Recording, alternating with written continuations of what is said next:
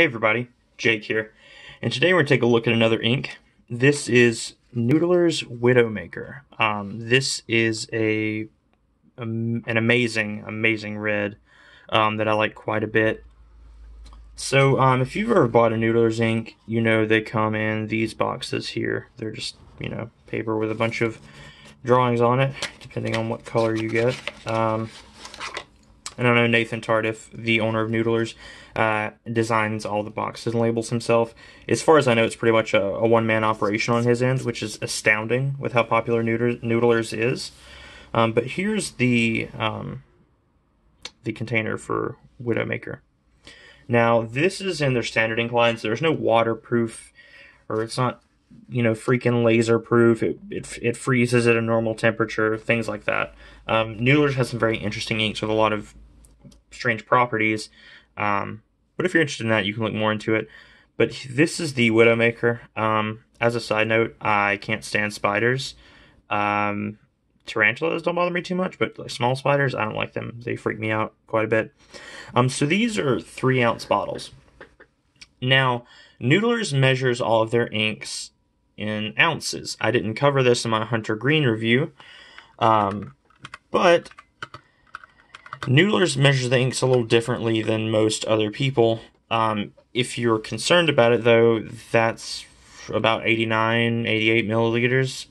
So pretty large amount of ink for what you're paying here. But let's go ahead and take a look at the bottle a little bit. So you'll notice the bottle's very square. Now, if you compare it to the box with the flaps closed here, it's very close in size.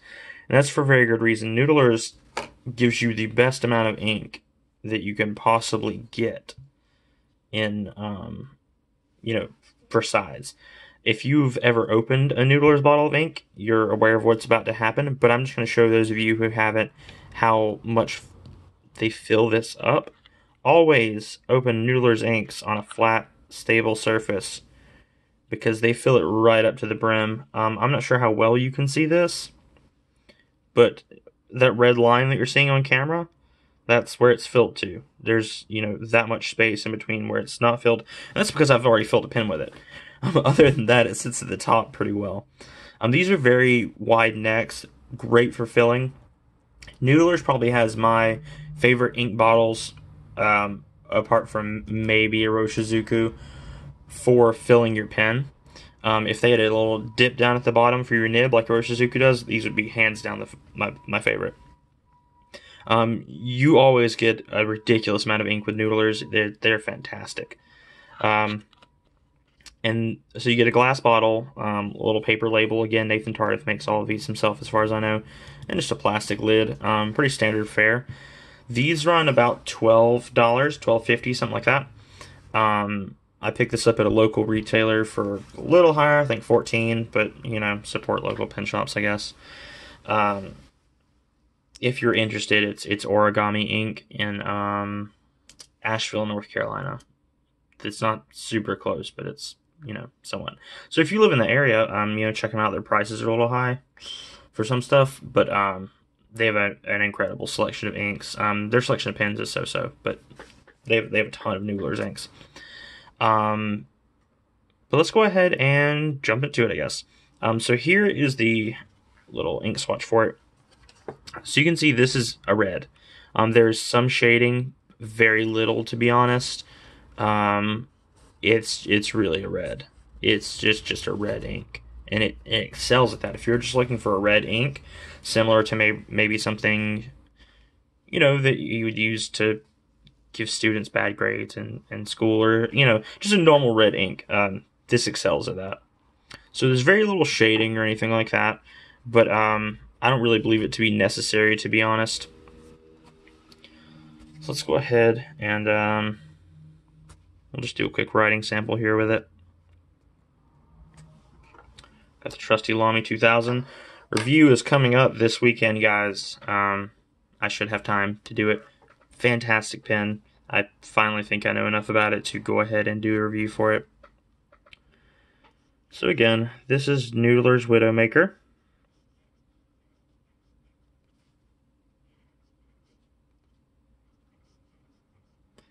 if anybody out there plays Overwatch, I immediately thought of the Widowmaker character from that. Unfortunately, this is not a purple, but you know. As with all Noodler's inks, it's not super wet, but it's not really dry. I would say kind of moderate wetness on these. Let me actually get focused on the paper here. Sorry about that, guys. Yeah, but it's a somewhat wet ink. Nothing crazy. And as far as dry times go, I've had varying experiences in Noodlers, dependent on the properties. I do have a bulletproof Noodlers ink review coming at some point. I just haven't got around to it yet. I have a ton of inks I've got to get through. That's one thing. I'm running low on pens, as usual, because pens are super, super expensive. But inks, holy crap, I have way too many of them right now. That's not a bad thing, though. I find inks to be a very compelling part of the fountain pen experience. You may disagree. I know some people have gotten into the hobby just to use black inks. But, you know. Yeah, you can see this ink's just ridiculously wet. I'm not positive that was 9 seconds, so I'm going to do a 10. And that'll be the last one. But yeah, this ink's, it doesn't dry very quickly. It doesn't gush out of your pen, but it stays pretty wet. So, you know, take that for what it's worth.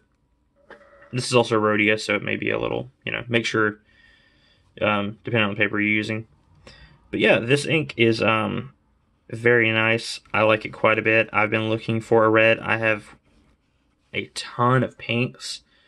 So a nice red ink was long overdue. I have Oxblood, but you know, it's a bit more of like a reddish brown kind of ink. But it's still a good one. I like it quite a bit. I don't think I've done a review on it yet. It's hard to keep up sometimes, but I'll have one coming. But yeah, that's Noodler's Widowmaker. Thanks for tuning in, guys. Don't forget to like, comment, and subscribe.